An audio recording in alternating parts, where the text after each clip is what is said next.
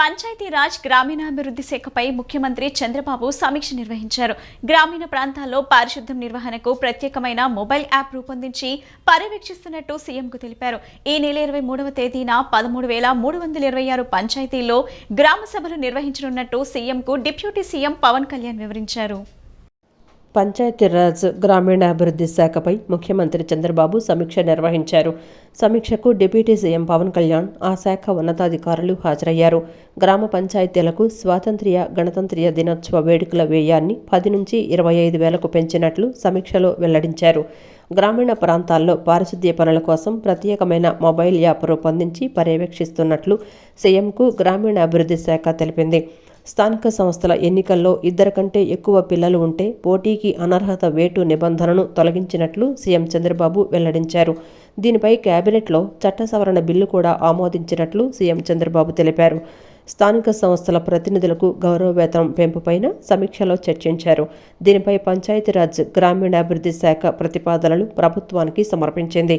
ఈ నెల 23వ తేదీన 13,326 పంచాయతీల్లో గ్రామ సభలు నిర్వహించనున్నట్లు సీఎంకు డిప్యూటీ సీఎం పవన్ కళ్యాణ్ వివరించారు. ఉండవల్లిలోని నివాసంలో 28వ రోజు మంత్రి నారా లోకేష్ ప్రజా దర్బార్కు మంగళగిరితో పాటు రాష్ట్ర వ్యాప్తంగా ప్రజలు పెద్ద ఎత్తున తరలివచ్చారు. అమరావతి నిర్మాణం కోసం పెదవట్లపూడికి చెందిన 40 మంది వృద్ధులు కలిసి సేకరించిన 28,000 విరాళాన్ని ప్రజా దర్బార్లో మంత్రి నారా లోకేష్ ను కలిసి అందజేశారు. ఈ సందర్భంగా వారికి అభినందనలు తెలిపారు. 28వ రోజు కూడా మంత్రి నారా లోకేష్ ప్రజా దర్బారుకు క్యూ కట్టారు ప్రజలు. అయితే భూ వివాదాలపై ప్రజల నుంచి ఎక్కువ విజ్ఞప్తులు వస్తున్నందున ఆయా సమస్యల సత్వర పరిష్కారానికి చర్యలు తీసుకోవాలని ఆదేశించారు లోకేష్.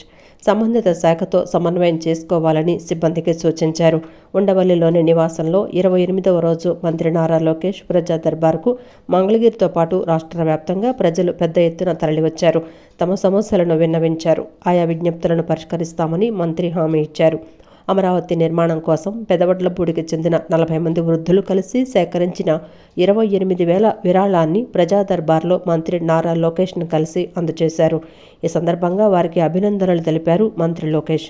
మంగళగిరి నియోజకవర్గం పెదవడ్లపూడికి చెందిన రైతులు మంత్రి నారా లోకేష్ను కలిశారు. వైసీపీ అండతో గ్రామంలోని ఉప్పలపాటి చెరువు కట్టను కొంతమంది ఆక్రమించారని, దీంతో వ్యవసాయ పనులకు తీవ్ర ఆటంకం ఏర్పడుతోందని ఫిర్యాదు చేశారు. పెదవడ్లపూడిలో దశాబ్దాలుగా సాగు చేసుకుంటున్న 40 ఎకరాల రైతు పట్టా భూములను 2010లో నిషేధిత జాబితాలో చేర్చడం వల్ల ఇబ్బందులు ఎదుర్కొంటున్నామని, రికార్డులు పరిశీలించి 22A నుంచి తమ భూములు తొలగించాలని గ్రామానికి చెందిన బాధిత రైతులు కోరారు. పరిశీలించి తగిన చర్యలు తీసుకుంటామని మంత్రి భరోసా ఇచ్చారు. దివ్యాంగుడనైన తనకు ఎలాంటి ఆధారం లేదని, ఆర్థిక సాయం చేసి ఆదుకోవాలని మంగళగిరికి చెందిన షేక్ మౌలాలి విజ్ఞప్తి చేశారు. చిట్యాల ఐలమ్మ రజక ఫంక్షన్ హాల్ నిర్మాణానికి ఆర్థిక సాయం చేయాలని ఉండవల్లి గ్రామానికి చెందిన రజక సోదరులు కోరారు. బీకాం కంప్యూటర్స్ చదివిన తనకు ఉద్యోగం కల్పించి ఆదుకోవాలని దుగ్గిరాలకు చెందిన చల్లపల్లి వినోద్ కుమార్ విజ్ఞప్తి చేశారు. గృహ నిర్మాణం అత్యంత ముఖ్యమైన అంశంగా సీఎం చంద్రబాబు చూస్తున్నారని గృహ నిర్మాణ శాఖ మంత్రి కొలుసు పార్థసారథి స్పష్టం చేశారు. 100 రోజుల్లో 1,20,000 ఇళ్లు, రాబోయే రోజుల్లో 7 లక్షల ఇళ్లు నిర్మాణం టార్గెట్ గా పెట్టుకుని పనిచేస్తున్నామన్నారు. స్థానిక అధికారులు, ఎమ్మెల్యేలు లబ్ధిదారుల సమస్యలు తెలుసుకుని పరిష్కరించాలని సూచించారు. విజయవాడ కలెక్టర్ క్యాంపు కార్యాలయంలో గృహ నిర్మాణ శాఖ మంత్రి పార్థసారథి రివ్యూ నిర్వహించారు. ఎంపీ చిన్ని మరియు ఎమ్మెల్యేలు అధికారులతో సమావేశమైన మంత్రి జిల్లాలో ఎన్ని గృహాలు నిర్మాణ దశలో ఉన్నాయి, నిర్మాణం పూర్తయిన వాటిపై ఆరా తీశారు. అనంతరం మంత్రి మాట్లాడుతూ గృహ నిర్మాణ శాఖపై ఇవాళ రివ్యూ చేశామని, మైలవరంలో ఇళ్ల స్థలాల అంశంలో ఇబ్బందికర పరిస్థితులు ఉన్నాయన్నారు. గత ప్రభుత్వంలో నిర్ణయించిన స్థలాలు నివాస యోగ్యంగా లేవని, కొన్ని చోట్ల వరదలు వచ్చే పరిస్థితి ఉందన్నారు. ఇప్పుడు గృహ నిర్మాణంలో మట్టి కోసం కొత్త విధానం ఆలోచించామని, ఫ్లై యాష్ను వాడే విధంగా ఆలోచించామన్నారు. సీఎం చంద్రబాబు ఆదేశాలతో క్వాలిటీ చెక్ కూడా పూర్తిగా చేస్తున్నామని, లబ్ధిదారులను నష్టపరిచిన వారిపై ఖచ్చితంగా చర్యలు ఉంటాయని హెచ్చరించారు. 500 ఇళ్లు లోబడి నిర్మాణం చేసే వారిని గుర్తించి నగదు చెల్లించే ఏర్పాటు చేస్తున్నామన్నారు. లబ్ధిదారులు రుణం పొంది కూడా నిర్మాణం చేయకపోతే భవిష్యత్తులో ఇబ్బంది పడతారన్నారు. స్థానిక అధికారులు, ఎమ్మెల్యేలు లబ్ధిదారులు సమస్యలు తెలుసుకొని పరిష్కరించాలని సూచించారు. కేంద్రం ఇళ్ల నిర్మాణానికి 1.5 లక్షలు మాత్రమే ఇస్తుందని తమకు తెలిసిందని, గృహ నిర్మాణం అత్యంత ముఖ్యమైన అంశంగా సీఎం చంద్రబాబు చెప్పారన్నారు. ఎందుకు రాజకీయ కక్ష అంటున్నారంటే 2009, 2014 వరకు ఏదైతే గృహ నిర్మాణం చేపట్టబడిందో ఆనాటి ప్రభుత్వంలో దానిని చంద్రబాబు నాయుడు గారు ముఖ్యమంత్రి అయిన తర్వాత కంటిన్యూ చేశారు. దాదాపు 2 లక్షల పైబడి 2-3 లక్షల పైబడి ఆ ప్రభుత్వంలో ప్రారంభించిన ఇళ్ళని కూడా మరి చంద్రబాబు నాయుడు గారు పూర్తి చేసి వాటికి డబ్బులు కూడా పేమెంట్ కూడా ఇవ్వటం జరిగింది. అదేవిధంగా ఏ ప్రభుత్వమైనా బాధ్యత కలిగిన ప్రజాస్వామ్యాన్ని నమ్మే ఏ ప్రభుత్వమైనా చేయాల్సింది చేయకపోవటం ఈరోజు ప్రజల్లో చాలా ఆందోళన ఉంది. మరి గౌరవ శాసనసభ్యులు కూడా ఆ విషయాన్ని దృష్టికి తీసుకొచ్చారు. ఈ సందర్భంగా నేను మనవి చేసేది ఏమిటంటే వీటికి కూడా పేమెంట్ ఇవ్వాలి. ఏదైతే ఇల్లు పూర్తి చేసుకుని రూపాయి పడిందో వాళ్ళందరికీ కూడా పేమెంట్ ఇవ్వాలని చెప్పేసి గౌరవ ముఖ్యమంత్రి చంద్రబాబు నాయుడు గారు నిర్ణయించారు అని చెప్పేసి కూడా ఈ సందర్భంగా తెలియజేయడానికి సంతోషపడుతున్నాను. నేను మొన్నే కాదు, ఎన్నికల్లోనే ఈ పేమెంట్ల గురించి గ్రామాల్లో ప్రజలు మా దృష్టికి తీసుకొచ్చినప్పుడు వారి దృష్టికి తీసుకువెళితే ఉయ్యూరు మీటింగ్లో అక్కడ అనౌన్స్ చేశారు, మేము తప్పకుండా మన ప్రభుత్వం వస్తుంది, ఏదైతే దుర్మార్గంగా మన పేమెంట్లు ఆపారో లబ్ధిదారులకి ఆ పేమెంట్లు ఇస్తానని చెప్పేసి ఆయన హామీ ఇచ్చారు. ఆ హామీని అమలు చేస్తానని కూడా ముఖ్యమంత్రి గారు అయిన తర్వాత కూడా చెప్పారు. కాబట్టి దానికి ఎటువంటి ఇబ్బంది లేదని చెప్పేసి కూడా మనం చేస్తాం. విజయవాడ ఇంద్రకీలాద్రిపై శ్రీ దుర్గా మల్లేశ్వర స్వామివార్ల దేవస్థానంలో నిర్వహిస్తున్న పవిత్రోత్సవాలు నేడు పూర్ణాహుతితో సంపూర్ణమయ్యాయి. దేవాలయంలోని ప్రధాన దేవి దేవతలు, ఉపాలయాల్లోని దేవి దేవతలందరికీ సంప్రోక్షణ నిర్వహించారు. అందరికీ పవిత్రమాల ధారణ చేశారు. ఈ పవిత్రోత్సవాలకు సహకరించిన వైదిక సిబ్బంది, పురోహితులు, అర్చకులు, పరిచారకులు, దేవాదాయ శాఖ అధికారులు, అమాత్యులు, ప్రజాప్రతినిధులకు కృతజ్ఞతలు తెలిపారు. ఇంద్రకీలాద్రిపై శ్రీ దుర్గా మల్లేశ్వర స్వామివార్ల దేవస్థానంలో నిర్వహిస్తున్న పవిత్రోత్సవాలు నేటితో ముగిశాయి. ఆలయ కార్యనిర్వహణాధికారి కెఎస్ రామారావు సమక్షంలో వేద పండితుల మంత్రోచ్చారణల నడుమ వైదిక సిబ్బంది, అర్చకులచే ఉదయం 8 గంటల నుంచి 10 గంటల వరకు మండపారాధన పూజలు, సర్వ ప్రాయశ్చిత్త విధి, తతత్ శాంతిక పౌష్టిక హోమాలు, కూష్మాండ బలి నిర్వహించారు. అనంతరం ఉదయం 10:30 గంటలకు పూర్ణాహుతి కార్యక్రమం నిర్వహించారు. తదుపరి కలశోద్వాసన మార్జన చేసి అందరికీ మహదాశీర్వచనం చేయటం జరిగింది. ఈ కార్యక్రమంలో కార్యనిర్వహణాధికారి కెఎస్ రామారావు దంపతులు పాల్గొని శాస్త్రోక్తంగా పూజలు నిర్వహించారు. ఈ కార్యక్రమంలో ఆలయ వైదిక అర్చక సిబ్బంది, వేద పండితులు, ఆలయ అధికారులు, సిబ్బంది పాల్గొన్నారు. ఈ సందర్భంగా ఆలయ ఈవో కెఎస్ రామారావు మాట్లాడుతూ, ఏమైనా దోషాలు ఉన్నట్లయితే తెలిసి తెలియక చేసిన తప్పులు, ఆచరణలో మంత్రహీనం, క్రియాశీనం జరిగి ఉండవచ్చని, వాటన్నింటికీ క్షమప్రార్థన చేయటం జరుగుతుందన్నారు. వేద మంత్రాలతో జలాలను మంత్రీకరించి ఆ జలాలతో ప్రోక్షణ హవనం నిర్వహించి ఆలయం పవిత్రత శక్తి కోసం ఈ కార్యక్రమాలు అన్నీ నిర్వహించడం జరుగుతోందన్నారు. విశేషమైన శ్రావణ మాసంలో ఇటువంటి ఉత్సవాలను దేవస్థానం నిర్వహిస్తోందన్నారు. ఈ నెల 23న సామూహిక వరలక్ష్మి వ్రతాలను నిర్వహిస్తున్నట్లు చెప్పారు. రేపటి నుంచి యథావిధిగా ఖడ్గమ్మాల పూజతో ఆర్జిత సేవలు ప్రారంభమవుతాయన్నారు. ఉపాలయాల్లో ఉన్నటువంటి దేవీ దేవతలందరికీ కూడా సంరక్షణ నిర్వహించడం జరిగింది. అందరికీ పవిత్ర మాలధారణ కూడా మొన్నటి రోజున చేయడం జరిగింది. త్రయాన్నిక దీక్షగా అంటే 3 రోజుల దీక్షగా నిర్వహించినటువంటి పవిత్రోత్సవాలు నేటితో సంపూర్ణమైనాయి. మరి ఈ పవిత్రోత్సవాల సందర్భంగా మాకు సహకరించిన 50 మంది వైదిక సిబ్బందికి, పురోహితులకు, అలాగే అర్చకులకు, పరిచారకులకు, మరీ ముఖ్యంగా ఈ కార్యక్రమాన్ని మా వెంట ఉండి నడిపిస్తున్నటువంటి దేవాదాయ శాఖ అధికారులకు, దేవాదాయ శాఖ అమాత్యులకు, స్థానిక ఎమ్మెల్యే ఎంపీలకు కూడా మేము కృతజ్ఞతలు తెలియజేస్తూ ఈ ప్రసాదాన్ని అందరికీ అందజేస్తామని తెలియజేస్తున్నాము. పవిత్రోత్సవాలలో ఏవైనా దోషాలు ఉన్నట్టయితే మరి తెలిసి తెలియక చేసినటువంటి తప్పులు కానీ, ఆచరణ లోపంలో మంత్రహీనమో క్రియాహీనమో జరిగి ఉండవచ్చు. వాటన్నింటినీ ప్రార్థిస్తూ క్షమాప్రార్థన నిర్వహిస్తూ ఈ పవిత్రోత్సవాలు నిర్వహించడం జరుగుతుంది. అనంతరం వైదిక కమిటీ సభ్యులు మాట్లాడుతూ, ప్రతి ఏటా నిర్వహించే విధంగానే శ్రావణ మాసంలో చతుర్దశి, పూర్ణిమ, పాడ్యమి రోజుల్లో పవిత్రోత్సవాలు నిర్వహించామని చెప్పారు. పవిత్రోత్సవాలలో భాగంగా గణపతి పూజ, పుణ్యాహవచనం, అంకురార్పణ, అఖండ దీపస్థాపన, పంచగవ్య ప్రాసన, పవిత్రారోపణ, కలశస్థాపన ఇత్యాది కార్యక్రమాలు నిర్వహించడం జరిగిందన్నారు. 3 రోజుల పాటుగా చతుర్దశి, పూర్ణిమ, పాడ్యమి ఈ 3 రోజుల పాటుగా పవిత్రోత్సవాలు నిర్వహించడం జరిగింది. ప్రధానంగా ఈ పవిత్రోత్సవాలు నిర్వహించడానికి గల కారణం స్పృశ్య అభక్ష భక్షణ అభాష్య భాషణ ఇత్యాదివి. అంటే ఏదైనా ఈ సంవత్సర కాలంలో ఒక దేవాలయ ప్రాంగణంలో పరిధిలో ఏదైనా భక్తులు కానీ వచ్చిన వారు కానీ తినకూడని పదార్థాలు తినడం, లేకపోతే చేయకూడని పనులు, అంటే ఏదైనా తాకకూడని వారిని తాకడం, అట్లాంటివి ఏదైనా దోషములు ఉంటే అవన్నీ కూడా తొలగి శుద్ధిని పొందడం కోసం, పవిత్రతను చేకూర్చుకోవడం కోసం, బింబానికి చైతన్యం పెంపొందించుకోవడం కోసం ప్రతి సంవత్సరం ఆగమ శాస్త్ర ప్రకారంగా ఈ పవిత్రోత్సవాలు నిర్వహించడం జరుగుతుంది.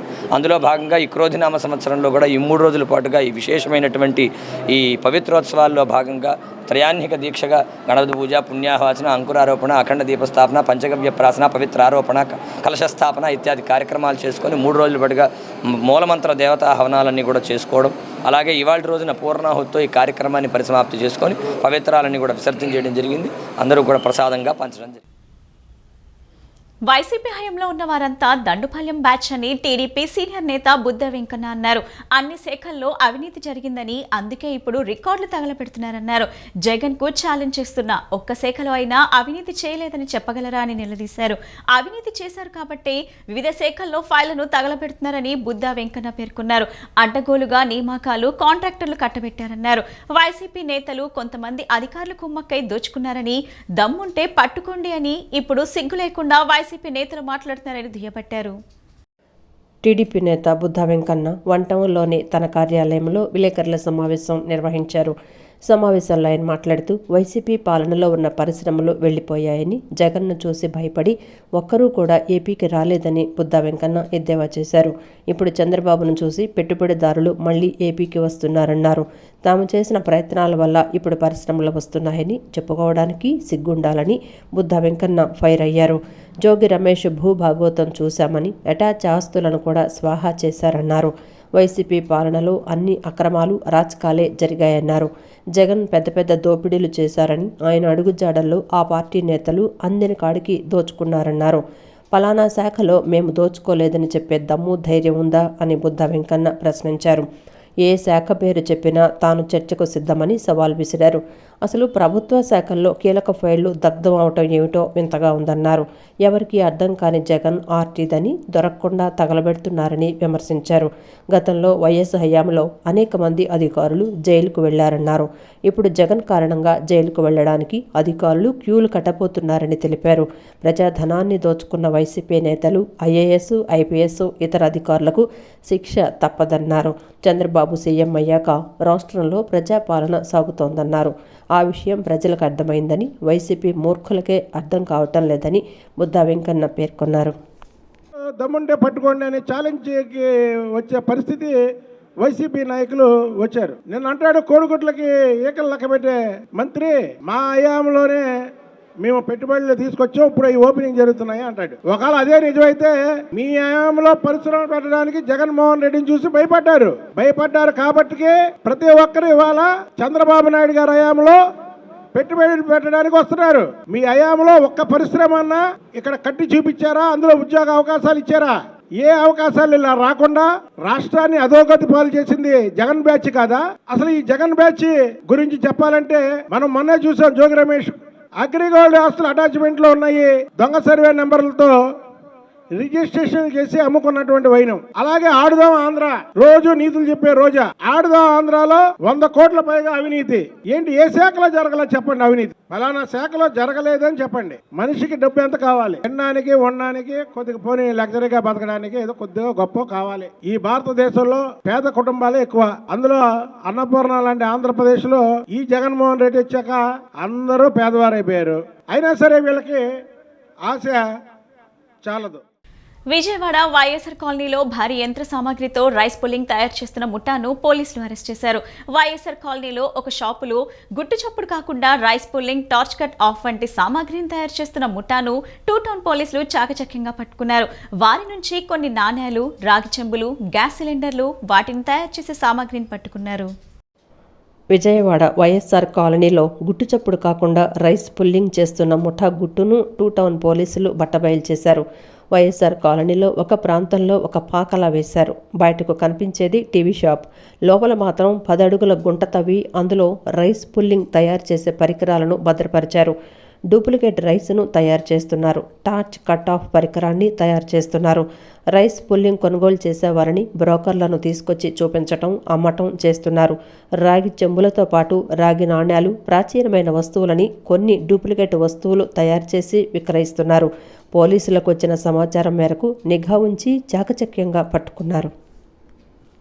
పాఠశాలల స్థాయి నుండే ప్రతిభ గల క్రీడాకారులను గుర్తించాలన్న లక్ష్యంతో మేరీ స్టెల్లా కళాశాల డిపార్ట్మెంట్ ఆఫ్ ఫిజికల్ ఎడ్యుకేషన్ ఆధ్వర్యంలో సిటీ లెవెల్ బాస్కెట్బాల్ టోర్నమెంట్ పోటీలు నిర్వహించడం అభినందనీయమని బ్యాడ్మింటన్ అసోసియేషన్ ఆఫ్ ఇండియా సంయుక్త కార్యదర్శి అంకమ్మ చౌదరి అన్నారు. ప్రపంచవ్యాప్తంగా బాస్కెట్బాల్కు ఎంతో ఆదరణ ఉందని, ఒలింపిక్స్లో కూడా ఈ క్రీడకు చోటు ఉందన్నారు. రానున్న రోజుల్లో మరిన్ని టోర్నీలు నిర్వహించి ప్రతిభ గల క్రీడాకారులను వెలికితీయాలని ఆయన సూచించారు.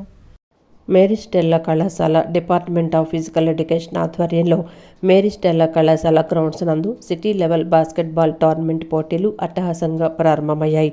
బ్యాడ్మింటన్ అసోసియేషన్ ఆఫ్ ఇండియా సంయుక్త కార్యదర్శి అంకమ్మ చౌదరి ముఖ్య అతిథిగా హాజరై పోటీలను ప్రారంభించారు.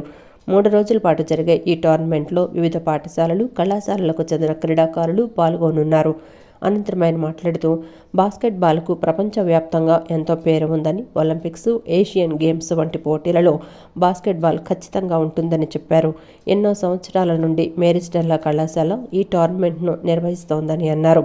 బాస్కెట్బాల్ ఆడటం ద్వారా అనేక మంది ఉన్నత స్థాయి ఉద్యోగాలు పొందారని చెప్పారు. పాఠశాల స్థాయి నుండే క్రీడాకారులను గుర్తించేలా ఈ పోటీలు నిర్వహించడం అభినందనీయమన్నారు.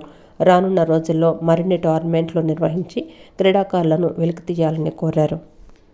యాక్చువల్ టాలెంట్ అనేది స్కూల్స్ నుంచే మొదలయ్యింది. ఆ మొదలైన టాలెంట్ని మెరిస్టెల్లా కళాశాల వారు management, department of physical education, ముఖ్యంగా రాజా, దాదాపుగా నాకు తెలిసి తను చిన్నతనం నుంచి వస్తున్నాను, బాస్కెట్బాల్కి డెడికేట్ అయ్యాడు తను కంప్లీట్గా. సో బాస్కెట్బాలే తన లైఫ్ అని ఎన్నో టోర్నమెంట్లు కండక్ట్ చేయటం, తను యాజ్ ఏ ప్లేయర్గా ఉన్నప్పుడు కూడా చాలా చక్కగా ఆడాడు. నేను ఎన్నో టోర్నమెంట్స్ చూశాను తను ఆడేటప్పుడు. దాన్ని ఈ విధంగా పిల్లలకి లైఫ్ని సాక్రిఫైస్ చేసి ఈ టోర్నమెంట్ కండక్ట్ చేయటం కానీ, కోచింగ్ క్యాంపులు కండక్ట్ చేయటం కానీ, ఇంకా రాబోయే రోజుల్లో ఇంకా మంచి టోర్నమెంట్స్ కండక్ట్ చేసి ఈ స్టెల్లా కళాశాల మంచి పేరుని రాష్ట్రంలో, ఇండియాలో కూడా మంచి పేరు తీసుకొస్తుందని డిపార్ట్మెంట్ ఫిజికల్ ఎడ్యుకేషన్కి నా ధన్యవాదాలు చెబుతూ, అదే మేనేజ్మెంట్ వారికి కూడా నా ధన్యవాదాలు. విజయవాడ ఇంద్రకీలాద్రిపై వేంచేసి ఉన్న దుర్గమ్మను మంగళవారం కమిటీ కుర్రోల చిత్ర యూనిట్ దర్శించుకుంది. దుర్గమ్మ దర్శనం అనంతరం ఈవో కెఎస్ రామారావు అమ్మవారి చిత్రపటాన్ని, ప్రసాదాన్ని అందజేశారు. ఈ సందర్భంగా నిర్మాత నిహారిక కొణిదెల మాట్లాడుతూ, తాను నిర్మించిన కమిటీ కుర్రోల చిత్రం విజయవంతమైన సందర్భంగా రాష్ట్ర వ్యాప్తంగా థియేటర్స్లో ప్రేక్షకులను కలిసి కృతజ్ఞతలు తెలియజేస్తున్నామన్నారు. చిన్న చిత్రాన్ని ఆదరించిన ప్రేక్షకులకు ధన్యవాదాలు తెలిపారు. కమిటీ కుర్రాల చిత్రానికి ప్రేక్షకులు బ్రహ్మరథం పడుతున్నారని అన్నారు.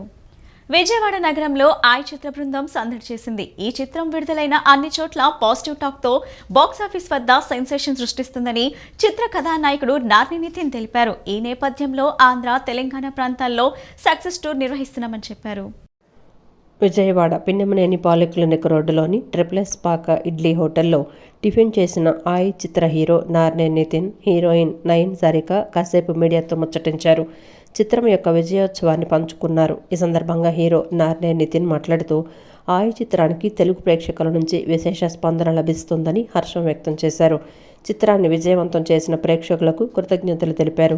ఆంధ్ర, తెలంగాణ ప్రాంతాలలో సక్సెస్ టూర్ నిర్వహిస్తున్నామని ఈ సందర్భంగా ఆయన వెల్లడించారు.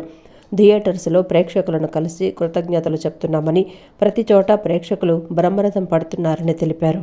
మా సినిమా ఆగస్ట్ 15న రిలీజ్ అయిందండి. ప్రతి దగ్గర చాలా బాగా ఆడుతుంది. మేము సక్సెస్ టూర్ స్టార్ట్ చేయడం జరిగింది. మేము కర్నూలు పైనుంచి కడప, తిరుపతి, అక్కడి నుంచి నెల్లూరు, ఒంగోలు, ఆ తర్వాత గుంటూరు, ఇప్పుడు విజయవాడ రావడం జరిగింది. ఇక్కడికి వచ్చి ఇదే లాస్ట్ అండి మాది సక్సెస్ టూర్లో. ఎక్కడికి వెళ్ళినా అందరూ రెస్పాన్స్ చాలా బాగుంది. ప్రతి ఒక్కరు చాలా బాగా చెప్తున్నారు సినిమా గురించి. తప్పకుండా అందరూ థియేటర్కి వెళ్ళి చూడాలి. ఎందుకంటే మేము ఒక మంచి మెసేజ్ ఇవ్వడం జరిగింది. ఈ క్యాస్టులు, రిలీజియన్లు వీటన్నిటికంటే గొప్పది ఒకటి ఉంది, అది ఫ్రెండ్షిప్ అని చెప్పడం జరిగింది. మీరు అందరూ తప్పకుండా వెళ్ళి చూడాలి. మంచి కామెడీ సినిమా మాది, అలానే జస్ట్ మెసేజ్ కాదు, మంచి కామెడీ సినిమా.